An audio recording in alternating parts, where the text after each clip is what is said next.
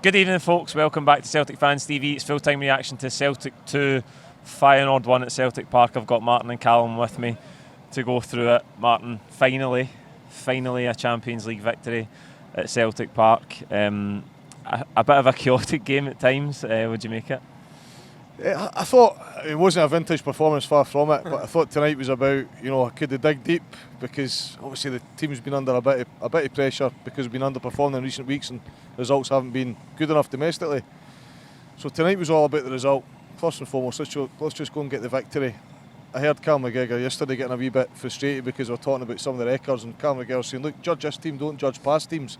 But some of that criticism was aimed at the club as opposed to the players who are here just now, albeit Callum McGregor has been around for a while, but he's saying, well, I'm just one player and there's a squad of players, so give us a chance. So I think tonight was a chance to get the victory, finish on 4 points, which is still not the number of points we would want, but get the victory and just see if the team would be up for it. And I thought they were up for it, to be fair. I thought the desire was there, the hunger was there, the work ethic was there. We're missing a couple of big players, and of course even just the injury to Awata earlier in the game, you're thinking, give us a break. Yeah. But I think you commented, Paul, before we came on air that we did get a couple of breaks tonight over the course of the 90 minutes, and it was just brilliant to see when we lost that late goal that we really went for the winner, and we got a wee break for a change in this campaign. But not a vintage performance, but just delighted to get the result. Yeah, Callum, Stephen Welsh got a start at centre half, which was out the blue for everybody, I think, because he's been injured all season. I thought Lagerbielke might have come in if Phillips was going to drop out, but Welsh came in. I thought he done okay, given that he hasn't played a lot of football. I thought in the first half, as I say, Feyenoord get chances all night. We go ahead through the penalty. I think at times in the first half we were bright, as Martin says, the desire was there. What did you make of that first half performance? I don't know, I maybe differ slightly from Martin. It's just my own opinion of what I'm watching. Like, Feyenoord have got a great press, and they actually went 4-2-4 against Celtic, so the press is right up the park. And Celtic, I thought, struggled a lot to get the ball. It went to Taylor, Scales back to Joe, and they put themselves under pressure. There was a long period in the second half where that was a problem for us. Aye, and they continued to do it. And look, maybe somebody will tell me that I'm wrong by going, well, Celtic have won, haven't they? So it obviously proved that it worked. But I think if it's anybody slightly better than Feyenoord, you're probably punished, and that's what the group's shown us, that we have been punished. It's a weird one, because Celtic's, that's the worst game they've played in all 6, but yet it's the only one they've won. It's not as bad as Atletico Madrid away, is it?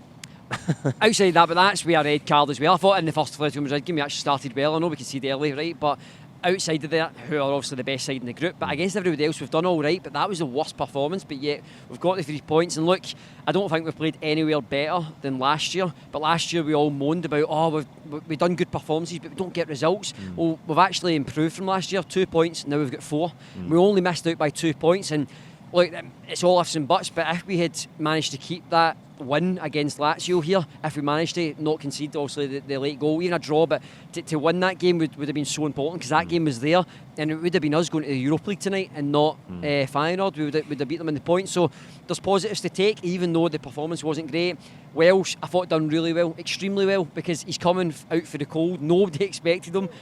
We were kind of like shocked when we looked at the team and thought, nah, how is he coming? What does that tell you about Lagerbielke? He is bottom of the pile, and buzzing for Big Lager, honestly buzzing for the guy, because he stays up. He could have panicked there and went, let's keep the draw, quickly get back, and he just throws his neck at it, and he obviously has got a bit of time, but we'll get to O'Reilly. My God, man. We will get to that, Martin.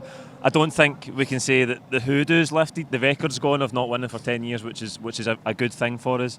I always think you need to take it with a pinch of salt when both teams don't have there's not a lot riding in the game.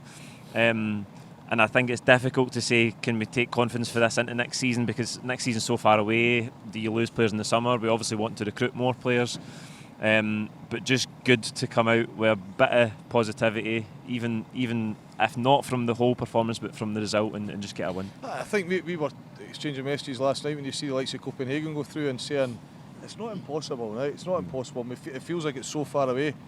But that was a group that we should have done better, and I think for us to get through a group like that and to do a Copenhagen, we would need to have all the luck in the world. We need to have a first 11 probably fit, maybe the exception of one player out, but see when you start to get 2, 3, 4 players out, which we've had, and some might argue, some of these players played in the start of the campaign, but a lot of them are coming back for an injury. I think you need to have them fly in good form and have your starting 11, and probably 3 decent subs to come on as well. So we have talked at length about strengthening the squad, but I think we've really missed the spine of the team. I mean, you look at tonight, right? You've got Carter Vickers out, and you go into the middle, you've got Hatate, and we've had no width at all tonight, and for a few weeks, and you could argue for most of the season we've not managed to get width on both sides. And a game we're lacking tonight, the two, Johnson and Taylor on both sides aren't playing well, and then in front of them you've got Palma sporadically, but on the other side you've got Johnson offer nothing tonight, and you've got Forrest offer nothing. So they're then having to play everything through the middle, and there's a reliance then on McGregor, and or too much a reliance on McGregor and O'Reilly, and then Kyogo in the middle as well. He's not getting the service for the wings. But you always look forward to these, don't you? You look forward to the campaigns, and you work hard to get in the Champions League. I think going into next season, I think we'll probably get straight in, but the year after that it's looking like we could be in trouble. Qualifiers. So tonight was important, even just to help with that coefficient, whatever that victory means. Obviously get a bit of money for scoring a couple of goals and getting 3 points, but also help with the coefficient. Callum, you touched on it. The ball comes from the corner, we go to the edge of the box, which often happens, but ball at the back post from Matt O'Reilly. Jimenez is up to head it away, and O'Reilly's just waiting for it to drop. He takes a brilliant first touch, and the cross is a dream. As soon as it's in the air, you see Lagerbielke at the back post, and it's a guaranteed goal he can't miss. It's a brilliant assist from O'Reilly, who was quiet for most of the night. Well, what was that, the 91st minute he scored? Yeah, right on. I'm just praying, absolutely praying, right, that when that ball was happening there, right, he's put the ball in, and I actually thought he was going to drive it across. Right? But he does really, really well just to float it and find the right pass. And I think he does really well. And look, before that guy obviously comes in and shouts what he wants there, I was actually about to say, I pray that maybe Peter Lawwell was actually away by that point and went back up to the heated inside, because if he sees Matt O'Reilly doing that, he's the first one gone. And I don't want him to go, he's that good. But look, we needed a real bit of composure. I don't think the game had a lot of quality in it for both sides. If I'm honest, is that because it's a dead rubber and Feyenoord are already through? I'm not sure. They still came with a full team, still flung everything at us. Pak Shao, Jimenez, is it Uda, the boy, Japanese boy, Ueda. So they flung everything at us, to be fair. And if you look at our substitutes, the young boy that comes on for us, also, I thought he done Mitchell Frame, he did well. He done outstanding, and he done outstanding because he's got no fear. He's young, he's direct. He took on the captain of Feyenoord. Don't know how to say his right, Garida, the boy. Obviously, I'm no Dutch, right? But he done really well to actually take him on, because that boy's physical. He's really big, and he done really well. But there is a lot of moments where you can say, right, we can improve on that. And Martin actually touched on that very good. No other team in our group lost their main number one centre back for 5 out of 6 games. Carter Vickers only played 1 game. He also came on against Lazio like last 10 minutes here, but he played away in Lazio. He didn't play in any other game. So that's massive. When you lose players like that, you lose Hatate. How many has he played? Maybe 1 or 2, if that. So he's not played many either. And then Martin touched on it again. Mikey Johnson and Palma, they are so slow. They've not got great pace. So when Feyenoord are pressing so high, Celtic have no outball, especially with Kyogo. And Kyogo is making so many runs, but nobody's giving them the ball because there's no bravery. I felt in the first half there wasn't much bravery on the ball. And Feyenoord showed us how to just quickly play the ball, 1-2s, and they get out and they score the goal that's then offside. It's a really good move, and that's the only real bit of quality in the first half. And we get a bit of a fright after that. We then settled in, and the chances, Callum McGregor hits the crossbar late in the second half before we get the second goal, because he drives through the middle, he pushes Feyenoord back. When the ball's going out wide, we are severely missing the folk like Maeda, Abada, people that are already, as soon as Greg Taylor gets the ball, Maeda's off. He doesn't have to look, he's gone. Where Johnson or Palma's coming right in, and it allows Feyenoord to step right up and squeeze the game. And I thought we struggled with that, but look, 3 points is 3 points, and it's 4 points. I'll take it. Yeah, Martin, I thought at times tonight we did lack a wee bit of conviction and bravery in the ball, particularly in the second half. There was a spell before Feyenoord's goal, and then just 5 minutes after it where you thought this could get away from us and they could go and score again. And that's probably a symptom of the form the team's been in. I don't think we're high in confidence really in any position across the pitch.